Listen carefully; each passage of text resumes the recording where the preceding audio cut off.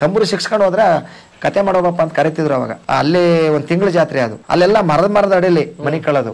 ಇದು ಕರ್ಕೊಂಡು ಹೋಗಿ ನಮ್ ಬಿಡದಿಲ್ಲಿ ಬಪ್ಪ ಕತೆ ಮಾಡಬ ಅಂತೇಳಿ ಒಂದ್ ಊಟ ಆದ್ಮೇಲೆ ಊಟಕ್ಕೆ ಕೊಟ್ಟೆ ನಮ್ಗೆ. ಅಲ್ಲಿ ಕುಣ್ಸಿಕ್ ಕತೆ ಮಾಡಿಸ್ತಿರು. ಕತೆ ಮಾಡುವಾಗ 10, 20, 50 ಅವ್ರ ಕೈಲಾದಷ್ಟು ಅಂತ ಒಬ್ಬೊಬ್ರು ಕಾಣಿಕೆ ಕೊಡ್ತಿರು.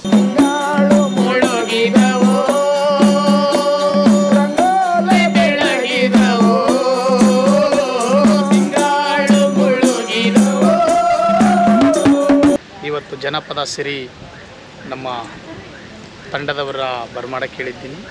ಇವತ್ತು ಹಿರಿಯ ಕಲಾವಿದರಾಗಿರ್ತಕ್ಕಂಥ ನನ್ನ ಗುರುಗಳಾಗಿರ್ತಕ್ಕಂಥ ಪ್ರಿಗಲಿ ಮಹದೇವ ಸ್ವಾಮಿ ಅವರನ್ನು ಆ ಸಂದರ್ಶನಕ್ಕೋಸ್ಕರ ಇವತ್ತು ಬರೆ ಕೇಳಿದ್ದೀನಿ. ಈ ನಮ್ಮ ಮುಡುಕುತೊರೆ ಮಲ್ಲಿಕಾರ್ಜುನ ಸ್ವಾಮಿ ಮಹಾಕ್ಷೇತ್ರಕ್ಕೆ ಬಂದ್ಬಿಡಿ, ಅಲ್ಲಿಂದ ನಾನು ಬರ್ತೀನಿ, ಅಲ್ಲಿಗೆ ಒಟ್ಟಿಗೆ ಹೋಗೋಣ ಅಂತ ಹೇಳಿದ್ದಾರೆ ಸ್ನೇಹಿತರೆ. ನನಗೂ ತುಂಬ ಕುತೂಹಲ ಯಾರ ವ್ಯಕ್ತಿ ಅಂತ ತಿಳ್ಕೊಬೇಕು ಅಂತ. ನಿಮ್ಮೆಲ್ಲರಿಗೂ ಸ್ವಾಗತ ಜನಪದ ಸಿರಿಗೆ, ಜನಪದ ಕಲಾವಿದರ ಬದುಕಿನ ಸಂದರ್ಶನ ವರದಿಗೆ. ಸ್ವಾಮಿ ಮನಗಳ ಒಪ್ಪಿ ದುಡಗಳ ನೋಡು ತುಂಡೋಳ ಮಾದೇವ. ಸ್ವಾಮಿ ಮೊದಲೇ ನಿಮ್ಮ ಪಾದವ ನೆನೆವೆನು ಮತಿಗಳ ಕರುಣಿಸು ಮಾದೇವ. ಸ್ವಾಮಿ ಎದಿಗಳ ಪ್ರಾಸೌಂದರ್ಯದ ಕಂದನ ಗಂಗಿ ಮೋಕ್ಷ ಕೊಡು ಗುರುದೇವ.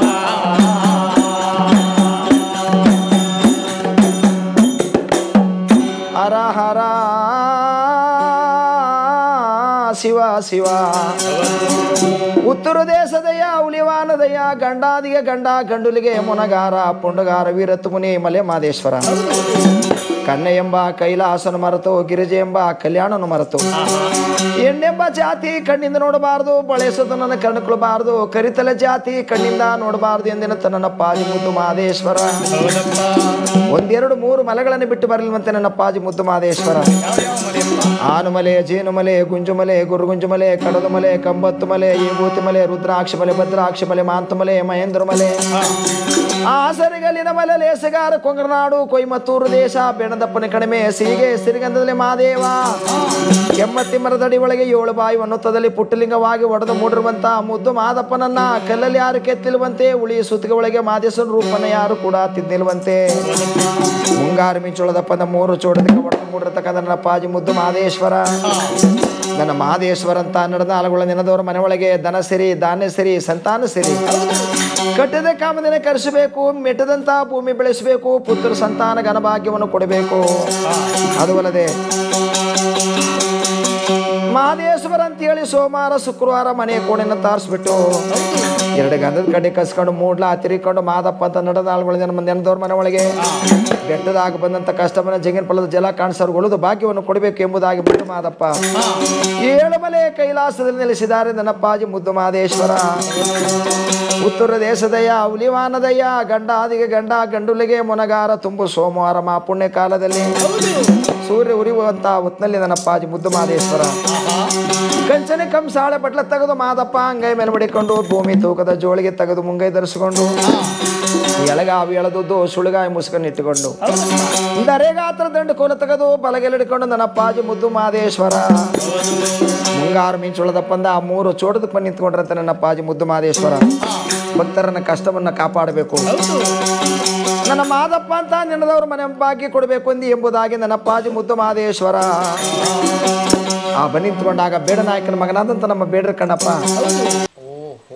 ಬಡತಾನ ಜಾಸ್ತಿ ಆಗಿ ಅವ್ರೊಂದಿಗೆ ನಾನು ಕಥೆ ಕಲಿಯಕ್ಕೆ ಹೋದಾಗ ಯಾವುದೋ ಒಂದು ಹುಡುಗ ನಮ್ಮೊಂದಿಗೆ ಬರ್ತಾ ಇದ್ದಾನೆ ನೋಡಿ ಅಂದ್ಬಿಟ್ಟು ಅವನಿಗೆ ನಮ್ಮ ಕೈಲಿ ಒಂದು ದಂಬಡಿ ಕೊಟ್ರು ಅವರು. ಈ ಒಂದು ದಂಬಡಿ ಎರಡು ಮನೆಗೆ ಭಿಕ್ಷಕ್ಕೆ ಹೋದಾಗ ಬಾರಿಸಿದಾಗ ಪರವಾಗಿಲ್ಲ ಅವ್ನು ಚೆನ್ನಾಗಿ ಬಾರಿಸ್ತಾನೆ ದಂಬಡಿ, ಯಾರ ಮಗ ನೀನು ಅಂತ ಕೇಳಿದೆ. ಹಿಂಗೆ ಕಲೆಗಾರನ ಮಗನಾಗಿರುತ್ತೆ ದಂಬಡಿ ಬಾರಿಸ್ತಿರೋದು ಇವನು ಅಂದ್ಬಿಟ್ಟು ಅವರು ನಮ್ಮೊಂದು ಅವರೊಂದು ಸೇರಿಸ್ಕೊಂಡ್ರು. ಕಲೆ ನಂಬ್ಕೊಂಡ್ರೆ ಹೊಟ್ಟೆಗೇನು ತೊಂದರೆ ಇಲ್ಲ, ಹೊಟ್ಟೆ ತೊಂದರೆ ಇಲ್ಲ ಅಲ್ವಾ. ಹೋದ ಜಾಗದಲ್ಲಿ ಅವ್ರೇನು ಮಾಡ್ತಿದ್ರು, ನಾವು ಭಿಕ್ಷಕ್ಕೆ ಹೋದಂಥ ಕಾಲದಲ್ಲಿ ನಮ್ಮ ಬೀದಿಗಳಿಗೆ ಭಿಕ್ಷಕ್ಕೆ ಹೋದಾಗ ಅವ್ರೇನು ಮಾಡ್ತಿದ್ರು, ನಿಮ್ಮ ಹುಡುಗ ಇವನಿಗೆ ಊಟಕ್ಕೆ ಹಾಕ್ಬಿಡ್ರವ ಅಂತ ಅಲ್ಲಿ ಊಟ ಮಾಡಿಸ್ಕೊಂಡು ಅನಂತರ ಕರ್ಕೊಯ್ತಿದ್ರು ಭಿಕ್ಷಕ್ಕೆ. ಆಮೇಲೆ ಮಗಳ ಹೆಸರು ನಂದಿನಿ ಅಂದ್ಬಿಟ್ಟು, ನಂದಿನಿ ಅವರು ಮಗನ ಹೆಸರು PM ರಾಜ್ ಅಂದ್ಬಿಟ್ಟು. ಅದೇ ನಂದಿನಿ ಮೊನ್ನೆ ಮದುವೆ ಆಯ್ತಲ್ಲ, ಮೊನ್ನೆ ಮದುವೆ ಮಾಡಿ. ಎಲ್ಲಿ ಕೊಟ್ರಿ? ನವಲೂರಿಗೇನೆ, ನವಲೂರಿಗೆ ಎಲ್ಲ ಪಕ್ಕದಲ್ಲಿ ನರಸೀಪುರ ಪಕ್ಕ. ಮಾದೇವಣ್ಣವ್ರೆ, ನಿಮ್ಮ ಕುಟುಂಬದ ಪರಿಚಯ ಮಾಡಿಕೊಟ್ರಿದ್ದೆ ನೀವಲ್ಲ. ಈಗ ನೆನಪಿಸ್ಕೊಳ್ಳಿ, ನಿಮ್ಮದು ಅವತ್ತಿನ ಕಾಲ ಅಂದರೆ ಒಂದು 30-40 ವರ್ಷಗಳ ಹಿಂದಿನ ಹೌದವನಿ ಕಾಲದಲ್ಲಿ ನೀವು ಈ ಜನಪದ ಕ್ಷೇತ್ರಕ್ಕೆ ಬಂದಾಗ ಹೌದೇ ವಾತಾವರಣ ಹೇಗಿತ್ತು? ವಾತಾವರಣ ಅಂತಂದ್ರೆ ಈ ರೀತಿ ನೈಟ್ ಎಲ್ಲ ಕತೆ ಮಾಡಿಸ್ತಿರಲಿಲ್ಲ ಅವಾಗ. ಆಚೆ ಉಪದಾನಕ್ಕೆ ಹೋದಂತ ಕಲಾವಿದ ಅಲ್ಲೇ ಊಟ ಮಾಡ್ಕೊಂಡು ಪುನಃ ಹೆಂಡತಿ ಮಕ್ಳಿಗೆ ಎತ್ಕೊಂಡ್ ಬರೋದು ಮನೆಗೆ. ಹೌದು, ಅದೇನ ಊಟ ಏನೋ ತತ್ತಿರ್ಲಿಲ್ಲ, ಭತ್ತ ರಾಗಿ ತತ್ತಿದ್ದು. ರಾಗಿ, ಜೋಳ, ಭತ್ತ, ಹಸಿಟ್ಟು, ಅಕ್ಕಿ ಊಟ ತಿನ್ಕೊಬಿಡೋದಲ್ಲೇ, ಊಟ ಅಲ್ಲೇ ತಿನ್ಕೊಬಿಡ್ತೀವಿ. ಊಟ ಏನೋ ತತ್ತಿರ್ಲಿಲ್ಲ. ನೀವು ಉಳಿಬೇಕಲ್ಲ ಫಸ್ಟ್. ನಾವು ಅಲ್ಲೇ ಉಳ್ಕೊತಿದ್ವಲ್ಲ ನಾವು. ಸರಿ. ಹೌದು. ಎಷ್ಟು ದಿವಸಕ್ಕೊಮ್ಮೆ ಮನೆಗೆ ಬರ್ತಿದ್ರಿ? ಒಂದು 3 ದಿನಕ್ಕೆ, 4 ದಿನಕ್ಕೆ, 5 ದಿನಕ್ಕೆ ಹಿಂಗೆ ಬರ್ತಿದ್ವು. ಅಲ್ಲಿ ನಮ್ಮ ತಲೆ ಎಷ್ಟು ಹೊರೆ ಆಯ್ತದೋ ಆ ಹೊರ ಅಷ್ಟು ಮಾಡ್ಕೊಂಡು ಬಂದ್ಬಿಡ್ತಿದ್ವು. ಓ, ಅದು ಮುಖ್ಯ. ಕರೆಕ್ಟ್. ಲಾಜಿಸ್ಟಿಕ್ಸ್ ಅಂದ್ರೆ ಅವ್ರಿಗೆ ಗೀಟ್ ಬೇಕು. ಅಂದ್ರೆ ನೀವು ಹೋಗ್ತಿದ್ದು ಕಾಲ್ನಡಿಗೆಯಲ್ಲಿ? ಕಾಲ್ನಡಿಗೆಯಲ್ಲಿ. ಅವತ್ತು ಬಸ್ ಇರ್ಲಿಲ್ಲ. ಅವತ್ತು ಬಸ್ ಇದ್ರೂ ಕಾಲ್ನಡಿಗೆಲ್ಲೇ ಹೋಗ್ತಿದ್ವಿ. ಇವತ್ತೊಂದು ಇಲ್ಲೊಂದು ಊರು ಭಿಕ್ಷೆ ಮಾಡ್ಕೊಂಡು ಮುಂದೂರಿಗೆ ನಡ್ಕೊಂಡೇ ಹೋಗ್ತಿದ್ವು. ಅವತ್ತು ಪ್ರಾಮುಖ್ಯತೆ ಇತ್ತು. ಅಂದ್ರೆ ಅದಕ್ಕೆ ಗುರುಮಣಿಯವ್ರು ಕಂಡ್ರೆ ಜನಗಳು ಅಷ್ಟೇ ಮರ್ಯಾದೆ ಕೊಡ್ತಾರೆ. ಇವತ್ತು ದಿವಸ ಕೊಡ್ತಾರೆ. ನಮ್ಗೆ ಮೊರತುಂಬ ಭಿಕ್ಷೆ ಹಾಕೊಂಡು ಗಂಧದ ಕಡ್ಡಿ ಕಸ್ಕೊಂಬಂದು ಆಗ ಗಂಧ ಕಡೆ ಮೊರದ ಮೇಲೆ ದನ್ಸಿ ಮೇಲೆ ಸಿಕ್ಸ್ಬಿಟ್ಟು ಕತೆ ಮಾಡ್ರಪ್ಪ ಹಿಂಗೆ ಪಡ್ಸಲ್ಲಿ ಕೂತ್ಕೊಂಡು ಮನೆ ಭಾಗಲ್ಲಿ ಕತೆ ಮಾಡಿದ್ರೆ ಸುತ್ತಲ ಮನೆಯವರು ಬಂದು ಅಲ್ಲಿ ಕೂತು ಕತೆ ಕೇಳೋರು. ಸುತ್ತ ಮನೆಯವರು ಪಕ್ಕದ ಮನೆಯವರೆಲ್ಲ ಕೂತ್ಕೊಂಡು ಪಡ್ಸಲ್ಲಿ ಕೂತ್ ಕತೆ ಕೇಳಿದ್ರೆ ಆ ಮನೆ ಬಾಗಿಲಿಗೆ ಭಿಕ್ಷೆ ತಂದು ಹಾಕ್ತಿದ್ರು. ಒಂದೇ ಜಾಗದಲ್ಲಿ ಕತೆ ಕೇಳ್ಕೊಂಡು ಆ ಮನೆಗೆ ಬಂದು ಪದೇ ಹೇಳಿದ್ರೆ ಗೊತ್ತಾಗತ್ತೆ ಪಾಪ ಇಲ್ಲೇ ಕೂತ್ಕ ಕತೆ ಕೇಳ ಬಂದ್ಬಿಟ್ಟು. ಈಗ ಇಲ್ಲಿ ಕೂತ್ ಆಡ್ತಾ ಇದ್ರೆ ಅಕ್ಕಪಕ್ಕದ ಮನೆಯವರು ಇಲ್ಲೇ ಮನೆಗೆ ಟಿವಿ ಹಾಕ್ಸ್ಕೊಂಡಿರಲಿಲ್ಲ, ನಿಮ್ದೇ ಮೊಬೈಲ್ ಇರ್ಲಿಲ್ಲ. ಬೇಜಾರು ಮಾಡ್ಕೋಬೇಡಿ. ಈ ಕಲೆ ಅಷ್ಟು ಮಾನ್ಯತೆ ಪಡೆದಂತ ಕಲೆ. ಮಂಟೇಸ್ವಾಮಿ, ಸಿದ್ದಪ್ಪಾಜಿ, ರಾಜಪ್ಪಾಜಿ, ಮಲೆ ಮಾದೇಶ್ವರ ಸ್ವಾಮಿ ಇದೆಲ್ಲ ಕತೆಗಳೆಲ್ಲ ಚೆಂದಾಗಿ ಕೇಳ್ತಿದ್ರು. ಹಿಂಗರಾಜಮ್ಮನ ಕತೆ, ಮೈದಾಳರಾಮನ ಕತೆ. ನಮ್ಮ ತಂದೆಯವ್ರು ಎಲ್ಕಿಂತೂ ಆಡ್ತಿದ್ರು ಚೆಂದಾಗಿ. ಗಣಪತ್ ರಾಜನ ಕತೆ, ಶಿವನಾರಾಯಣ ಸ್ವಾಮಿ ಕನಗತ್ರ ಹಾಕೋದು, ಮತ್ತೆ ಅರ್ಜುನ್ ಜೋಗಿ ಹಾಡು, ಬಾಲಗಮ್ಮನ ಕತೆ, ಇಂಥ ಕತೆಗಳೆಲ್ಲ ಆಡ್ತಿದ್ದವ್ರು ನಮ್ಮ ತಂದೆಯವರು. ಆದ್ರೆ ನಮ್ಮ ತಂದೆ ಕತೆಗಳನ್ನೆಲ್ಲ ನಾವು ಕಲೀನಿಲ್ಲ. ಪೂರಿಗಾಲಿ ಮಾದೇವಣ್ಣ ಅವ್ರಿಗೆ ಗುರು ಯಾರು? ಪುರಿಗಾಲಿ ಬೊಮ್ಮೇಗೌಡರು ಅಂದ್ಬಿಟ್ಟು ನಮ್ಮ ತಂದೆಯವರು ಫಸ್ಟ್ ಗುರುಗಳೇ, ತಾಳ ಗುರುಗಳು. ಅನಂತರ ಪುರಿಗಾಲಿ ಬೊಮ್ಮೇಗೌಡರು ಉಳ್ಳಂಬಳ್ಳಿ ಮಾದೇವಪ್ಪ ಅಂತ. ಅರನೋ ಮಲ್ಲಯ್ಯನವರು ಶಿವರಾಯ, ನಮ್ಮ ಸಿರಿಗಿರಿಯ ಮಲ್ಲಯ್ಯನವರು ಶಿವರಾಯ, ನಮ್ಮ ಮುಡುಕುತೇರೆ ಮಲ್ಲಯ್ಯನವರು ಶಿವರಾಯ, ಅವರು ಪಾರ್ವತಿ ಒಂದಿಗೆ ಪಂಥ ಮಾಡಿ ಶಿವರಾಯ, ಅವರು ಗೌರಿ ಒಂದಿಗೆ ವಾದ ಮಾಡಿ ಶಿವರಾಯ, ಅವರು ತಾವೇ ಮುನಿಯಾದರಂತೆ ಮಲ್ಲಯ್ಯ ಶಂಭು ಮಲ್ಲದೇವ ಮಲ್ಲಯ್ಯ.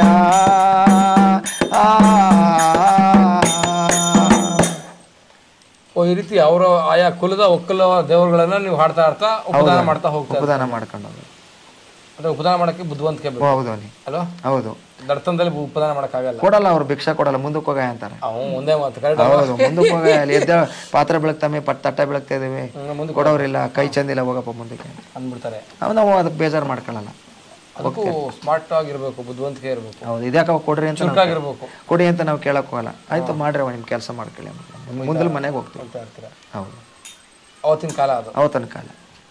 ಇವತ್ತು ನಮ್ಮ ಹತ್ರಕ್ಕೆ ಬೇಡ್ಕೊಂಡು ಬರ್ತಾರೆ ಅವ್ರೆ, ಕತೆಗೆ ನಾ ಬಂದೇ ಬರ್ಬೇಕು, ನೀವೇ ಬರ್ಬೇಕು ಕತೆಗೆ, ಬೇರೆಯವ್ರಿಗೆ ಕಳಿಸ್ತಾರೆ ಆಗಲ್ಲ. ಏನು ಆ ಬದಲಾವಣೆ ಅಂತಂದ್ರೆ ಈ ಮಂಟೇಸ್ವಾಮಿ, ಮಲೆ ಮಾದೇಶ್ವರ ಕತೆ ಅಂತಂದ್ರೆ ಅಷ್ಟು ಇದು ಜನಗಳನ್ನ ಬೆರಗ್ ಮಾಡ್ತದೆ. ಇದು ಕೇಳ್ತಾ ಇದು ಕತೆನ ಅಷ್ಟು ಜನಗಳು ಎದ್ದುವಾಕ್ ಮನಸ್ಸಾಗಲ್ಲ ಅವ್ರಿಗೆ. ಮುಂದೆ ಏನಾಯ್ತದೆ ಕತೆ, ಮುಂದೆ ಹೆಂಗಾಯ್ತದೆ, ಹೆಂಗೆ ಹೇಳ್ತಾರೆ ಇವರು ಗೂಡಪ್ತಿರು, ಆ ಕತೆ ಕೇಳ್ಬೇಕಲ್ಲ ಅಂತೇಳಿ ಎದ್ದೋಗಲ್ಲ ಜನ, ಮನೆಗಳಲ್ಲಿ ನಿದ್ದೆ ಮಾಡಲ್ಲ. ಏನಂತ ಸೆಳೆತ ಆ ಕತೆನಲ್ಲಿ ಅಂತ? ಕತೆ ಚೆನ್ನಾಗಿರ್ತದೆ. ಇವಾಗ ಏನಪ್ಪ ಅಂತಂದ್ರೆ ಈಗ ಅವ್ರ ಪಕ್ಕದ ಮನೇಲಿ ಒಬ್ರು ಕತೆ ಮಾಡಿಸ್ತಾರೆ, ಈ ಕತೆ ಅವ್ರು ಕತೆ ಮಾಡಿರ್ತಾರೆ. ಯಾರು ಗುರೇಜ್ ನಾಡೋ ಯಾರೋ ಒಬ್ರು ಕತೆ ಮಾಡಿಸಿರ್ತಾರೆ. ಇವ್ರ ಮೇಲೆ ಒಂದು ಕತೆ ಬಿದ್ದಿರ್ತಾರೆ. ನಾವು ಪುರಿಗಾಲಿ ಮಹದೇವ ಸ್ವಾಮಿ ಅವ್ರನ್ನೇ ಕರೆಸ್ಬೇಕು, ಇದ್ರ ಮಳವಳ್ಳಿ ಮಹದೇವ ಸ್ವಾಮಿ ಅವ್ರನ್ನೇ ಕರೆಸ್ಬೇಕು, ಗುರುರಾಜಣ್ಣ ಅವ್ರು ಕರೆಸ್ಬೇಕು ಅಂದ್ಬಿಟ್ಟು ಅವ್ರು ಕಾಯಿಸೋದು, ದುಡ್ಡು ಕೊಡೋರು ಕಾಯಿಸೋದು, ದುಡ್ಡು ಕೊಟ್ಟು ಕತೆ ಮಾಡ್ಸೋ ಕಾಯಿಸೋ. ಅದು ಏನಾಯ್ತದೆ ಅಂತಂದ್ರೆ ಹೌದೋನಿ ಅವ್ರು ಇಂಥವ್ರನ್ನೇ ಕರ್ಕೊಂಬಂದು ಕತೆ ಮಾಡಿಸ್ಬೇಕು ಅಂದ್ಬಿಟ್ಟು ನಮ್ಮ ಬೇಡಿಕೆ ಇಟ್ಟು ಕತೆ ಕರೆಸ್ತಾರೆ. ಆವಾಗ ಇವರು ದುಡ್ಡು ಬೇಡಿಕೆ ಜಾಸ್ತಿ ಮಾಡ್ತಾರೆ ಕಲಾವಿದ್ರು. ನಿಮ್ ಮಾತಿನ ಮಧ್ಯೆ ಮಳವಳ್ಳಿ ಮಹದೇವ ಸ್ವಾಮಿ ಮತ್ತು ಮೈಸೂರು ಗುರುರಾಜ್ ಅವ್ರ ಹೆಸರು ತಗೊಂಡ್ರಿ, ಹೌದಾ? ನಿಮ್ಗೂ ಅವ್ರಿಗೇನ್ ಸಂಬಂಧ ಏನಿಲ್ಲ, ಸಂಬಂಧನೂ ಉಂಟು. ನಮ್ಮ ಸಂಬಂಧನೇ ಅವ್ರವೇ. ನಮ್ಮ ತಾಯಿ ಅವ್ರ ತಾಯಿ ಇಬ್ರು ಸತ್ತಿಗಲ್ಲವರು. ಸರಿ. ಇಬ್ರು ಕೂಡ ಒಂದೇ ಕುಟುಂಬದವ್ರು ಅವರು. ನಿಮ್ಮ 3 ಜನಕ್ಕೂ ಏನು ಸಂಬಂಧ? 3 ಜನಕ್ಕೂ ನಮ್ಮ ಗುರುರಾಜ್ ಅವ್ರಿಗೆ ಸಂಬಂಧ ಇಲ್ಲ. ಅವರು ಬೇರೆ, ಅವರು ಹುಟ್ಟಿದದ್ದು ಮಳವಳ್ಳಿ ಅವರು, ಗುರುರಾಜಣ್ಣವರು. ಅವರು ಸೇರೋಕ್ಕಲ್ಲ ಮೈಸೂರಿಗೆ ಅವರು. ಹೌದು, ಅವ್ರ ತಂದೆಯವ್ರು ಹೋಗಿ ಸೇರ್ಕೊಂಡು. ಹೌದೌದು. ಅವ್ರ ಮರಳಿ ಗುರುಬಸಯ್ಯನ ಮಕ್ಕಳು ಅಂತಾನೆ ಅವ್ರಿಗೆ ಹೆಸರು ಕರೆಯೋದವ್ರು. ಅಲ್ಲ, ನನ್ನ ಪ್ರಶ್ನೆ ಏನಂತಂದ್ರೆ ನೀವು 3 ಜನ ಒಂದೇ ಸಮಕಾಲೀನರ ಅಂತ, ಒಂದೇ ಕಾಲಮಾನದವ್ರ ಅಂತ? ಅಲ್ಲ, ನಮ್ಗೊಂದ ವರ್ಷ ಕಮ್ಮಿ ನಮಗೆ, ಅವ್ರಿಗೂ ನಮಗೂ. ನಿಮ್ಗೆ ಹಿರಿಯರವರು? ನಮ್ಗೆ ಹಿರಿಯರು. ಬಟ್ ಅವತ್ತಿನ ಕಾಲದಲ್ಲಿ ಅಂದ್ರೆ 20-30 ವರ್ಷಗಳ ಹಿಂದೆ ನಾವು ಈ ಕಲೆನಲ್ಲಿ ಪ್ರಸಿದ್ಧಿಯಾಗಿದ್ದಂತಹ 3 ಹೆಸರುಗಳು ನಿಮ್ದು. ಹೌದು ಅನಿ. ಅವತ್ತಿನ ದಿನ ಮಳವಳ್ಳಿ ಮಹಾದೇವ ಸ್ವಾಮಿ, ಮೈಸೂರು ಗುರುರಾಜು, ಪೂರಿಗಾಲಿ ಮಹಾದೇವ ಸ್ವಾಮಿ. ಅವ್ರ ಹತ್ರ ರೈಟ್ ಕೇಳ್ಬಿಟ್ಟು ಬಂದು ಜನಗಳು ಎಷ್ಟೋ ಜನ ನನ್ನ ಕತೆ ಮುಗ್ಪಾರ. ಯಾಕಂದ್ರೆ ಇವರು ಸ್ವಲ್ಪ ಕಡಿಮೆ ಮಾಡ್ತಾರೆ. ಹೇಳ್ಬೋದಾ ನೀವು? ಏನ್ ತಪ್ಪಿಲ್ಲ ಬಿಡಿ ಸರ್. ಅಲ್ಲಿ ಹೋಗಿ ರೇಟ್ ಜಾಸ್ತಿ ಅಂತ ಒಪ್ಪದೇ ಹೋದವ್ರನ್ನ ನಮ್ ಕತೆ ಹೋಗ್ತಾರೆ. ಅವರು ಕೂಡ ಅವ್ರು ಏನಾರ ಬುಕ್ ಆಗ್ಬಿಟ್ಟಿದ್ರೆ ಅದೇ ಡೇಟ್ಗೆ ಅಲ್ಲೊಬ್ರು ಕತೆ ಮಾಡೋರು ಇದ್ರೆ ಪುರಿಗಲ್ಲಿ ನಮ್ಮ ಹುಡುಗ ಹೋಗಿ ಕತೆ ಒಪ್ಕೊಂಡು ಕತೆ ಮಾಡಿಸಿ ಅಂತ ಅವರು ಹೇಳಿ. ಅಂದ್ರೆ ಮೈಸೂರು ಗುರುರಾಜ್ ಅವರು ನಮ್ಗೆ ಹೇಳಿ ಕಳಿಸವ್ರೆ. ನಿಮ್ಮನ್ನ ಸಹಿ ಅನ್ನೋ ಮಟ್ಟಕ್ಕೆ ನೀವು ಕತೆ ಕಲ್ತಿದ್ರಿ? ಕಲ್ತಿದ್ವಿ. ಮತ್ತೆ ಸರಸ್ವತಿಯೇ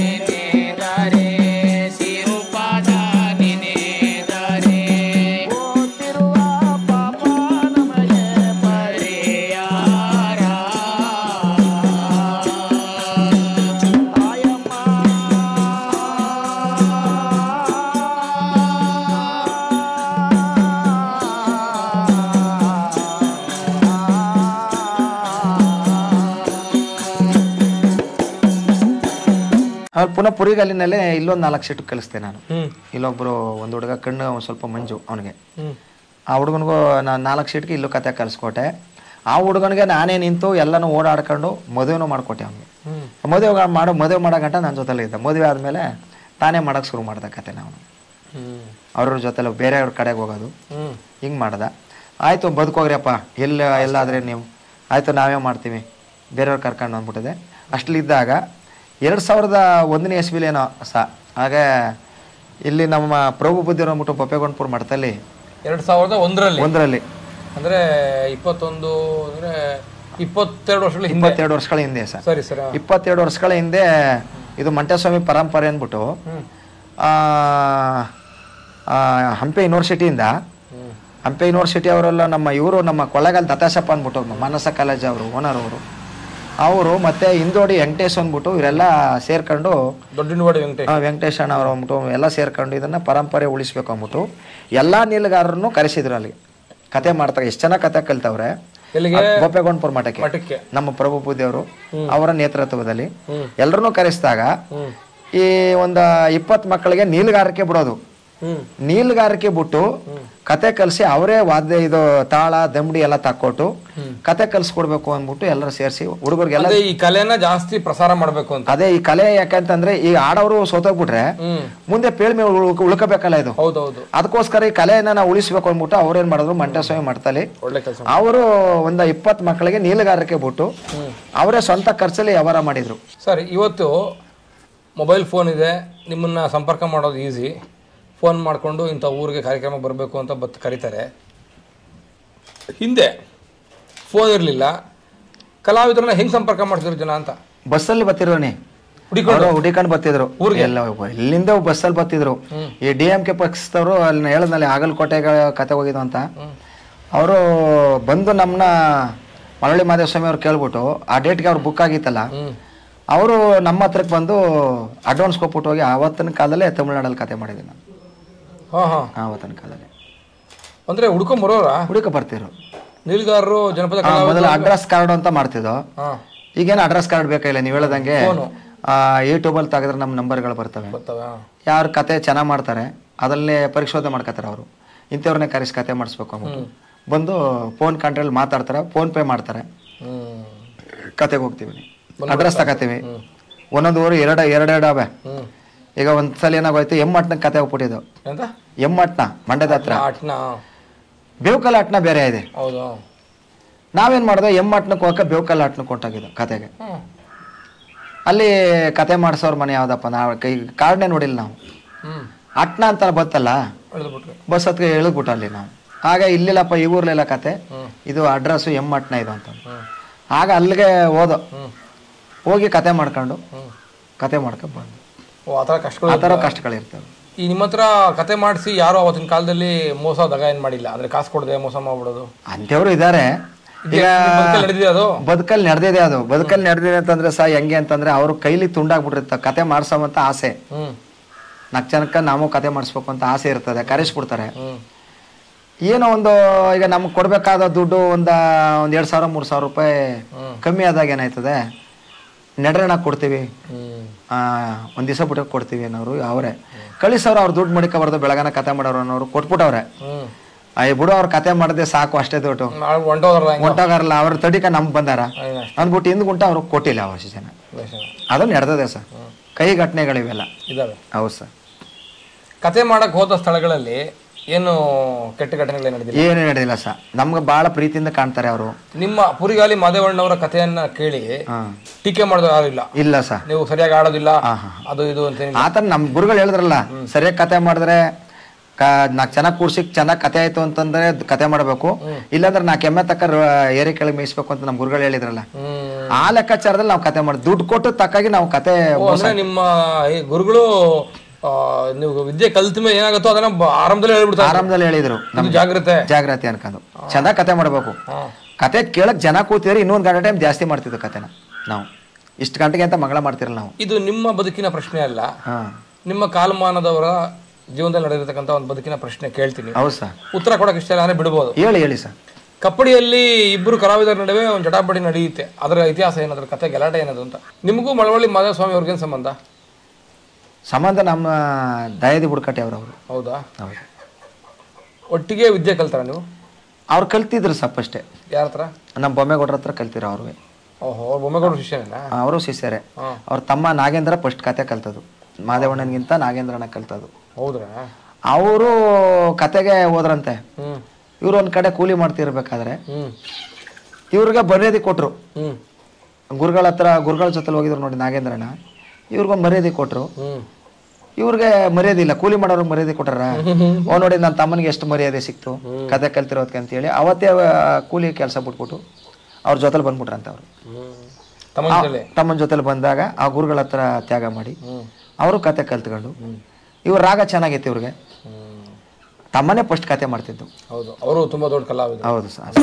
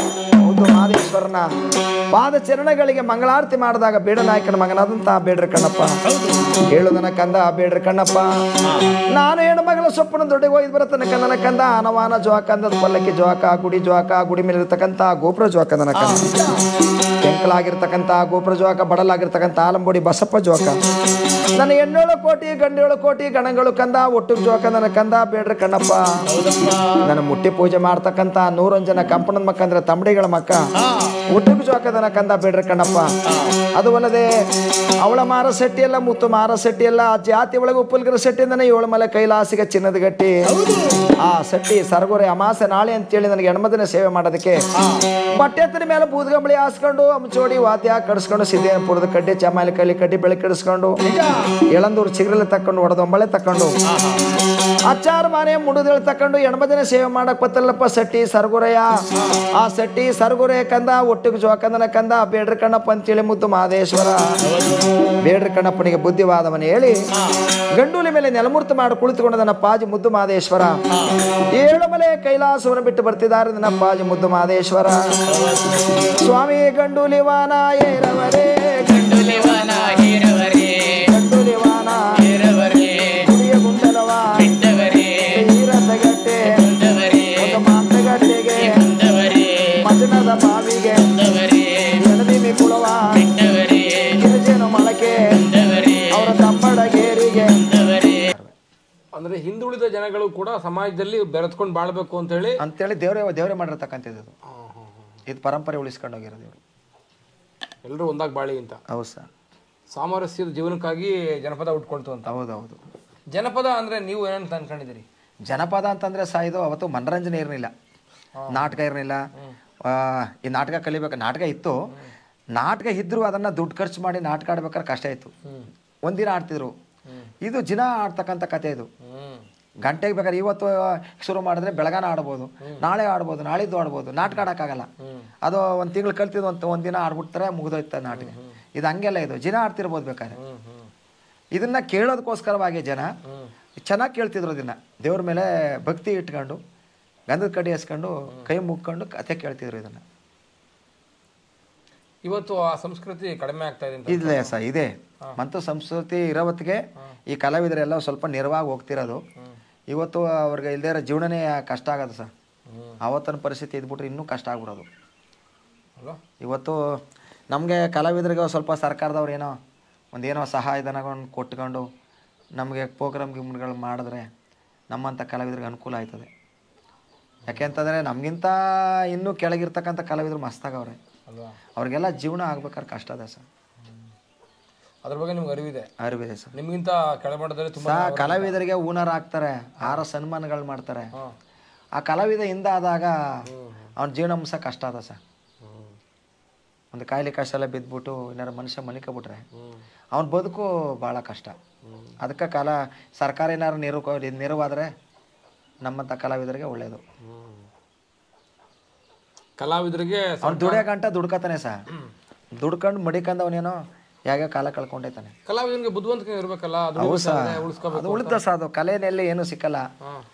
ಏನೋ 1,000, 1,500, 2,000 ರೂಪಾಯಿ ಸಿಕ್ಕುತ್ತೆ ಕಲೆಯಲ್ಲಿ. ಆ ಕಲೆಯಲ್ಲಿ ಉಳಿಸ್ಕೊಂಡು ಹೋಗ್ಬೇಕಲ್ಲ, ಉಳಿತಾಯ ಮಾಡ್ಕೊಂಡು ಹೋಗ್ಬೇಕಲ್ಲ. ಎಲ್ಲರೂ ಉಳಿಸೋಕ್ಕಾದ್ದ? ಯಾರೋ ಒಬ್ರು ಉಳಿಸ್ತಾರೆ ಅಂದರೆ ಎಲ್ಲರೂ ಉಳಿಸೋಕ್ಕಾಗಲ್ಲ ಅದನ್ನು. ಈ ಗೌರ್ಮೆಂಟ್ ತಾನೆ 1 ಫಂಕ್ಷನ್ 2 ಫಂಕ್ಷನ್ ಕೊಡ್ತಾರೆ 1 ವರ್ಷಕ್ಕೆ, ಮುಗಿದೋಯ್ತು. ಅವ್ರು ಕೊಟ್ಟ ಫಂಕ್ಷನ್ನಲ್ಲಿ ನಾವು ಜೀವನ ಕಳೆಯೋಕ್ಕಾಗೋದಿಲ್ಲ. ನಿಮಗೂ ಮಳವಳ್ಳಿ ಮಾಧವಸ್ವಾಮಿ ಅವ್ರಿಗೇನು ಸಂಬಂಧ? ನಮ್ಮ ದಯದಿ ಬುಡಕಟ್ಟೆ ಅವರು. ಹೌದಾ? ಹೌದು. ಒಟ್ಟಿಗೆ ವಿದ್ಯೆ ಕಲ್ತಾರ ನೀವು? ಅವ್ರು ಕಲ್ತಿದ್ರು ಸಪ್ ಅಷ್ಟೇ. ಯಾರ ಹತ್ರ? ನಮ್ಮ ಬೊಮ್ಮೇಗೌಡ್ರ ಹತ್ರ ಕಲ್ತಿರೋ ಅವ್ರಿಗೆ. ಓಹೋ, ಬೊಮ್ಮೇಗೌಡ್ರ ಶಿಷ್ಯನೇನಾ? ಅವರು ಶಿಷ್ಯರೇ. ಅವ್ರ ತಮ್ಮ ನಾಗೇಂದ್ರ ಫಸ್ಟ್ ಕತೆ ಕಲ್ತದ್ದು, ಮಾದೇವಣ್ಣನಿಗಿಂತ ನಾಗೇಂದ್ರನ ಕಲ್ತದ್ದು. ಹೌದ್ರಾ? ಅವರು ಕತೆಗೆ ಹೋದ್ರಂತೆ. ಇವ್ರು ಒಂದು ಕಡೆ ಕೂಲಿ ಮಾಡ್ತಿರ್ಬೇಕಾದ್ರೆ ಇವ್ರಿಗೆ ಮರ್ಯಾದೆ ಕೊಟ್ಟರು. ಗುರುಗಳ ಜೊತೆಲಿ ಹೋಗಿದ್ರು ನೋಡಿ ನಾಗೇಂದ್ರನ. ಇವ್ರಿಗೊಂದು ಮರ್ಯಾದೆ ಕೊಟ್ಟರು. ಇವ್ರಿಗೆ ಮರ್ಯಾದೆ ಇಲ್ಲ, ಕೂಲಿ ಮಾಡೋರ್ಗೆ ಮರ್ಯಾದೆ ಕೊಟ್ಟಾರ.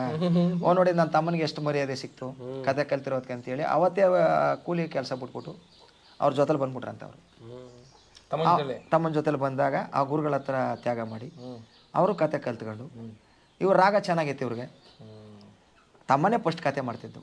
ಅವರು ತುಂಬಾ ದೊಡ್ಡ ಕಲಾವಿದ. ಹೌದು, ಸಾಹಿತ್ಯಗಳು ಬರೆದವ್ರೆ, ರೆಕಾರ್ಡ್ ಕ್ಯಾಸೆಟ್ ಬಿಟ್ಟವ್ರೆ. ಅವ್ರು ಬೇಕಾದ್ರೆ ಇಲ್ಲ, ಅವರು ಒಬ್ಬೊಬ್ರು ಡ್ರಿಂಕ್ಸ್ ಹಾಕ್ಸೋರು ಇರ್ತಾರೆ. ಅಂತವ್ರಿಗೆ ಏನ್ ಕೊಟ್ರು ಎಟ್ಗಲ್ಲ. ಹೌದಾ? ಹೌದು ಸರ್, ಹೌದೌದು. ಈ ಕಲೆನೆಲ್ಲ ನಂಬ್ಕೊಂಡು ಜೀವನ ಮಾಡ್ಕೋರು ಮಸ್ತಾಗಿದ್ದಾರೆ.